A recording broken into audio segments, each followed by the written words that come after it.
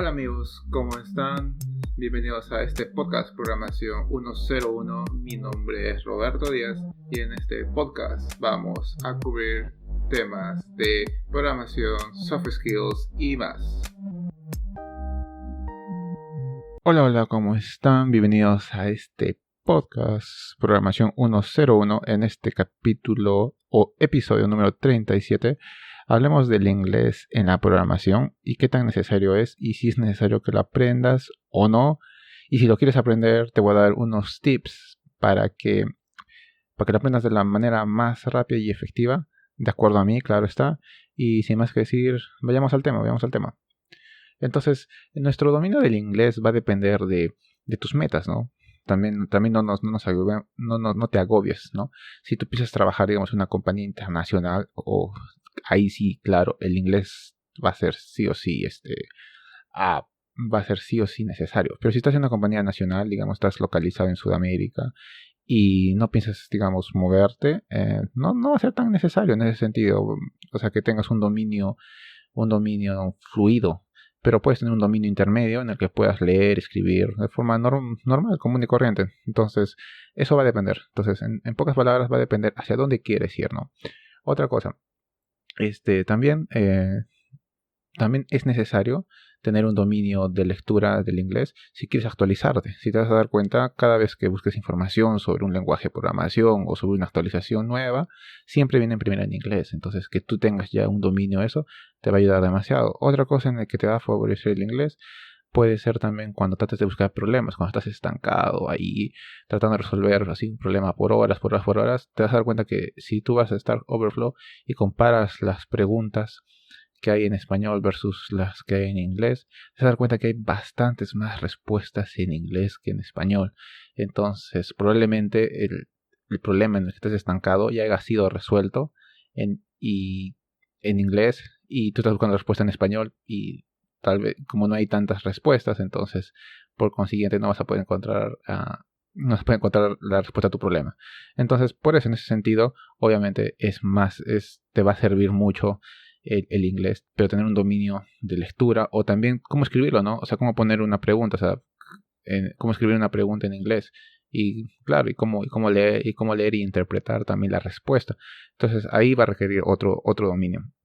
Otra cosa también, si eres estudiante todavía o todavía estás en la universidad o estás así, te vas a dar cuenta que los mejores libros de programación están primero escritos en inglés y después son traducidos al español. Entonces eso hay que tener en cuenta. Y no todos son traducidos. O sea, creo que tienen que ser muy buenos para que sean traducidos. Y, y la verdad que si tú buscas hasta el mismo Amazon, te vas y pones libros de programación en inglés, te vas a dar cuenta de que hay bastantes temas. Se toca mucho el tema. Y en español hay, pero no tanto. Entonces, el volumen de información en inglés es mucho más que en el español.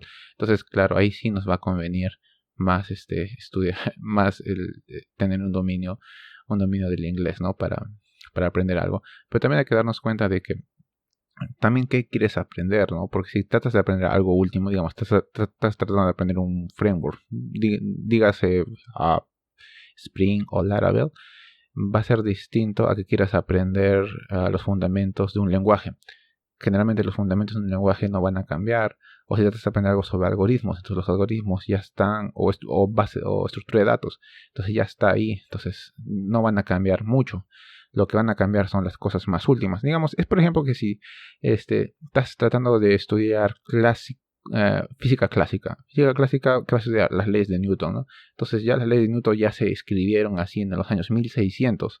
Entonces ya cualquier libro que te hable de física clásica no tiene muchos, no va a cambiar mucho, o sea, va a ser casi lo mismo, pero va a ser distinto si estás tratando de buscar información sobre física cuántica con computación cuántica. Entonces esos temas son muy nuevos, entonces por lo tanto que encuentres un libro relacionado a eso en español va a ser un poco más difícil, te das cuenta. Entonces también depende del tema, la profundidad y lo específico que quieras hacer para encontrar libros tanto en español y en inglés. Claro, En inglés hay más probabilidades que encuentres sobre esos temas porque hay mucho más volumen que en español. Entonces eso hay que tener muy en cuenta. Tal vez para temas generales no vamos a tener problemas de encontrar información en español, pero para temas específicos ahí creo que sí es necesario aprender inglés. Ahora tú me vas a decir, pero tú sabes inglés o no sabes inglés.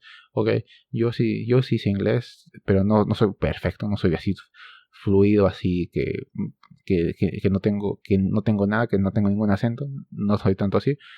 Soy lo suficiente como para hablar con como para mantener una conversación con una persona, para reírme, contar unos chistes así. Pero claro, lo hago con acento, porque yo vine acá a los 17 años.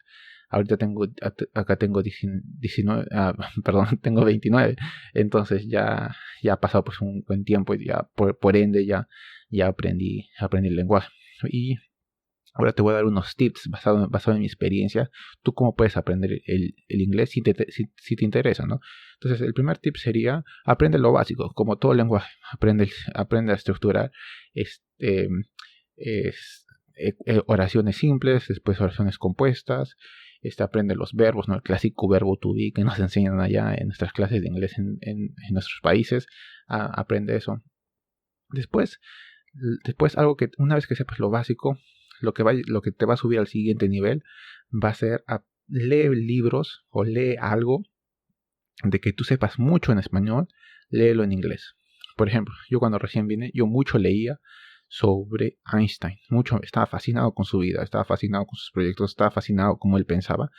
Entonces yo había leído ya mucho en inglés y resulta que acá cuando estaba tomando cursos para aprender inglés, la profesora nos hizo ir a la biblioteca y nos hizo agarrar un libro de nuestro interés para escribir sobre ese libro. Entonces yo agarré uno de Einstein y me acuerdo de que aprendí muchas palabras ahí, aprendí demasiado porque ya el contenido, ya la información ya la sabía, simplemente necesitaba aprender más palabras, necesitaba saber cómo estructurar mejor las oraciones.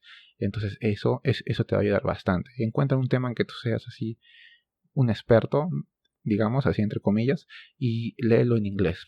Por ejemplo, si sabes mucho sobre, no sé, sobre Pokémones, cómprate un libro sobre que hable de Pokémones. Si sabes mucho, no sé, si eres muy religioso, cómprate una Biblia que esté en inglés. O si eres, si sabes mucho sobre un lenguaje, digamos, sabes mucho sobre Java, cómprate un lenguaje sobre Java. Entonces, y vas a ver que aprender así, te va a llevar así hacia el otro nivel. Ahora, otra cosa que te puede ayudar mucho te puede ayudar a aprender inglés va a ser ver películas en inglés, pero también después verlas en español. ¿Para qué?